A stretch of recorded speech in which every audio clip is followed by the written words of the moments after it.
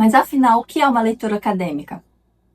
A leitura acadêmica em espanhol é um tipo de leitura voltado para a compreensão de textos científicos, como artigos, capítulos de livro, relatórios de pesquisas e ensaios teóricos.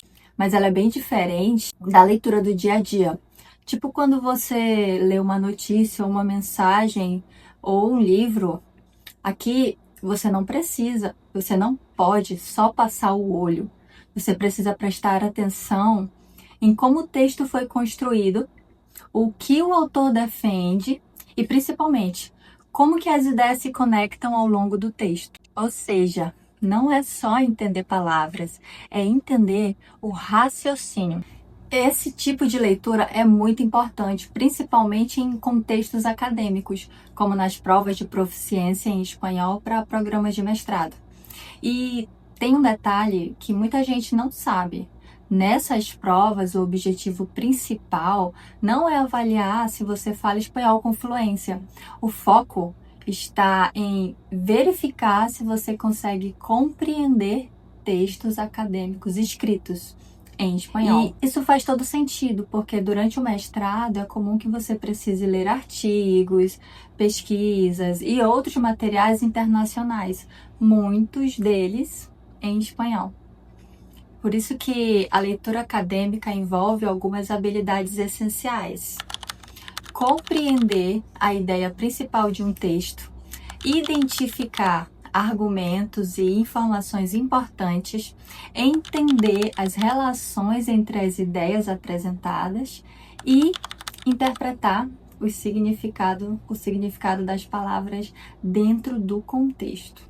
E é isso que vai ser cobrado de você. Agora que você já entendeu os 4 pontos principais, a gente vai identificar na prática para você entender melhor. Eu trouxe aqui um parágrafo e a gente vai fazer a leitura dele juntos. En las últimas décadas, el uso de la tecnología en la educación ha crecido de manera exponencial. Aunque muchos defienden que las herramientas digitales facilitan el acceso al conocimiento y promueven un aprendizaje más dinámico, otros argumentan que su uso excesivo puede afectar la concentración de los estudiantes y acortar la interacción humana en el aula. Además, diversos estudios sugieren que la efectividad de estas herramientas depende no solo de su disponibilidad, sino también de cómo los docentes las integran en sus prácticas pedagógicas. Primeira pergunta para você. Qual é a ideia principal desse texto? Ou seja, como você resumiria de forma bem objetiva sobre o que esse texto está falando? Se você quiser pausar o vídeo, fique à vontade. Muito bem. Esse texto fala sobre a tecnologia na educação, certo? Mas não só sobre isso. Ele não só apresenta o tema, como também constrói uma argumentação. Ele traz pontos positivos e negativos. Ou seja, ele analisa o impacto das tecnologias na educação, considerando os dois lados. Se a gente fosse resumir, seria basicamente isso. Você chegou perto? Ótimo! É exatamente esse o caminho. Agora vamos para o ponto 2, que é identificar argumentos e informações importantes. Quando você lê um texto acadêmico, você precisa ler com um olhar de radar, buscando exatamente esses pontos que vão te ajudar a entender a ideia central. Nesse texto, por exemplo, quais são os argumentos a favor e contra as tecnologias? E quais informações são mais relevantes aqui? Se precisar pausar o vídeo.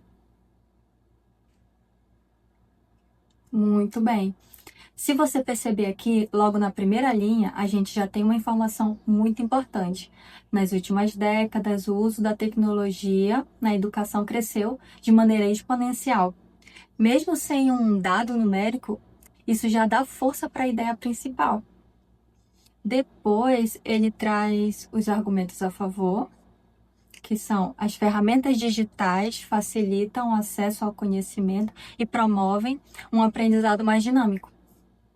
E em seguida ele traz um argumento contra, que é o uso excessivo, que pode afetar a concentração dos estudantes e reduzir a interação humana em sala de aula.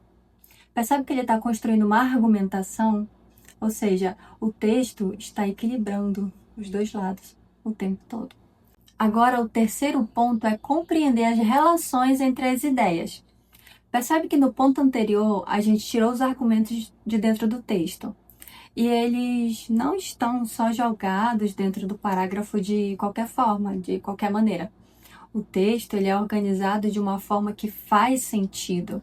A gente tem ideias a favor, ideias contra e conexões entre elas ali no meio. E essas conexões acontecem principalmente por meio de conectivos como conjunções e preposições. Por exemplo, aqui no texto, a gente tem o aunque, que traz uma ideia de concessão. Por exemplo, apesar de, mesmo existindo vantagem, ainda há contrapontos. Outro exemplo aqui é o además. Ele traz uma ideia de adição. É como se o texto dissesse, tem mais. E tem também o sino, que indica oposição. Não é só isso, mas sim aquilo. Então, para entender bem esse terceiro ponto, você precisa conhecer esses conectivos. Mas calma, a gente vai trabalhar isso ao longo do curso. E o último ponto, mas não menos importante, é interpretar o significado das palavras pelo contexto. Até leitores avançados, nativos, inclusive, às vezes encontram palavras difíceis. E se a gente parar para procurar tudo no dicionário, a gente perde tempo e quebra o ritmo. Por isso a gente precisa desenvolver essa habilidade essencial, que é a inferência. Por exemplo, no trecho aqui, o uso excessivo pode afetar a concentração e acortar a interação humana. Mesmo que você não saiba exatamente o que significa acortar, você entende pelo contexto que se o uso excessivo afeta a concentração, ele vai melhorar ou piorar a interação. A única opção lógica é que ele diminua ou atrapalhe, ou seja, acorta, que no caso significa diminuir, acortar. Ou seja, você chega no significado sem precisar traduzir a palavra. E isso que é uma leitura estratégica. Agora que você já viu na prática como identificar esses 4 pontos dentro de um parágrafo, é a sua vez. Eu vou deixar aqui um texto para você analisar. Eu quero que você identifique a ideia principal, os argumentos, as relações entre as ideias, ou seja, os conectores, e o significado das palavras que você inferiu através do contexto. Depois me envia nos nossos canais de comunicação para eu poder corrigir. Te espero!